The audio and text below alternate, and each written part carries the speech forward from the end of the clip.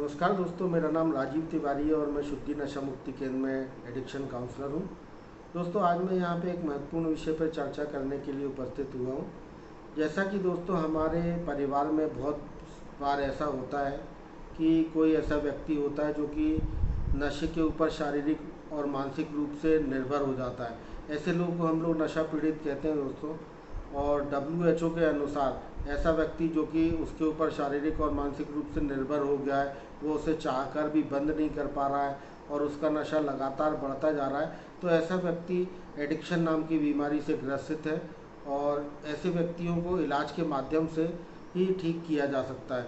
तो दोस्तों, जनरली ये जो ट्रीटमेंट होता है एडिक्शन का, ये एक लॉन्ग टर्म रेसिडेंशियल ट्रीटमेंट होता है, जिसके लिए व्यक्ति को किसी केंद्र में लंबे समय, जो कि 3 से 4 महीना होता है, इसके लिए रहना होता है। तो जब हम किसी अपने परिजन को, किसी प्रिय व्यक्ति को नशा मुक्ति केंद्र में भर्ती करते हैं, तो हमको क्या क्या बातें पता करनी चाहिए भर्ती करने से पहले, उन विषय के बारे में मैं चर्चा कर रहा हूँ दोस्तों।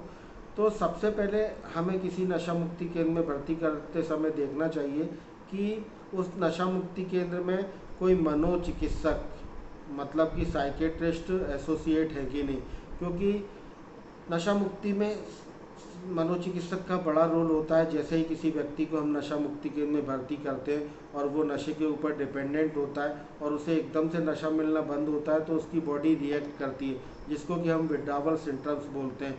इसमें व्यक्ति को पेन होता है, ये एक पेनफुल प्रक्रिया होती है, जिसको कि मेडिकल असिस्टेंस के माध्यम से निकालने पर उस आसान रहता है और ज़रूरी रहता है बहुत से केसों में।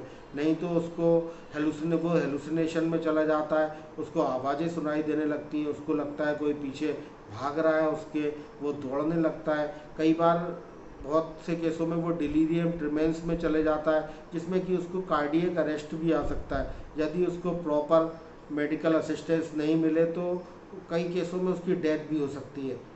तो इसके लिए हमको देखना होगा कि वहाँ मनोचिकित्सक है कि नहीं। दूसरी चीज़, उनको लंबे समय नशा करने के कारण बहुत सी शारीरिक समस्याएं हो जाती हैं, तो हमको देखना होगा कि वहाँ कोई चिकित्सक एसोसिएट है कि नहीं है। लंबे समय नशा करने के कारण व्यक्ति के मन में बहुत से लोगों के लिए खुन्नस आ जाती है, रिजेंटमेंट आ जाती है। उससे नशे कर के दौरान इतने गलत काम हो जाते हैं कि उसके अंदर एक गिल्ट, पश्चाताप आ जाता है। उसे बहुत सी घटनाओं का, भविष्य की घटनाओं का डर बैठ जाता है। तो इन सब के समाधान के लिए उस केंद्र में मनोविज्ञानी, जिसे कि हम साइकोलॉजिस्ट कहते हैं, साइकोलॉजिस्ट होना बहुत ज़रूरी होता है। और नशा मुक्ति के कार्यक्रम के अंतर्गत दोस्तों सबसे जो प्रभावी कार्यक्रम है वो 12 स्टेप रिकवरी प्रोग्राम है।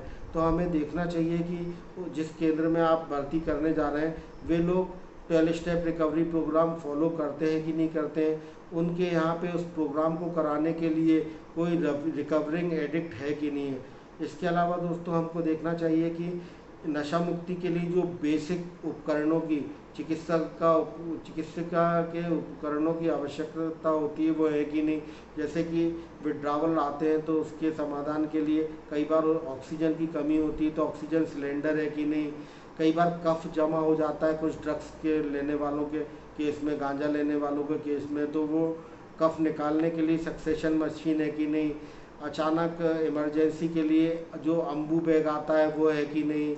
उसकी हार्ट बीट को नापने के लिए ECG मशीन वगैरह है कि नहीं है ना। तो पल्स ऑक्सीमीटर, ये कुछ आधारभूत उपकरण है जो कि होना ही चाहिए। हमको देखना चाहिए कि वहाँ पे केंद्र में सुरक्षा का पूरा इंतजाम है कि नहीं, वो लोग आपस में लड़ ना जाए, इसके लिए जो सुरक्षाकर्मी हैं वो पर्याप्त मात्रा पे है कि नहीं। इसके अलावा उस केंद्र को पूरी तरीके से CCTV से कवर्ड किया गया है कि नहीं, हर कोने में CCTV लगा हुआ है कि नहीं। जो भी संस्था उस केंद्र का संचालन कर रही है, वो संस्था सामाजिक न्याय विभाग में से विभागीय मान्यता प्राप्त है कि नहीं है। और इसके अलावा आपको ये भी देखना होगा कि वो नशा मुक्ति केंद्र ऐसा तो नहीं है कि आपकी पेशेंट की गोपनीयता को भंग तो नहीं कर देता है। कहीं वो अपने वीडियो जो है खुद के प्रमोशन के लिए बना के फेसबुक पे, यूट्यूब पे ऐसे तो नहीं डालता है कि वहाँ रहने वाले मरीजों की गोपनीयता भंग हो जाती है। तो ये कुछ बेसिक बातें हैं दोस्तों, जिनको कि हमको देखना चाहिए। अपने मरीज को नशा मुक्ति केंद्र में भर्ती करते समय हमको देखना चाहिए कि उस केंद्र के बारे में सोशल मीडिया जो गूगल है या फेसबुक है उन पे उस केंद्र के बारे में क्या रिव्यू है, उन रिव्यूज़ को हमको बारीकी से देखना चाहिए। इसके अलावा जो भी व्यक्ति वो संस्था को संचालित कर रहा है उसकी खुद की छवि कैसी है, उसका लोगों से व्यवहार कैसा है, इस पे भी हमें ध्यान देना चाहिए दोस्तों। ये कुछ बेसिक बातें हैं जिनको कि हमें जानना बहुत ज़रूरी है जब हम अपने मरीज को किसी केंद्र में भर्ती करते हैं दोस्तों। नमस्कार दोस्तों।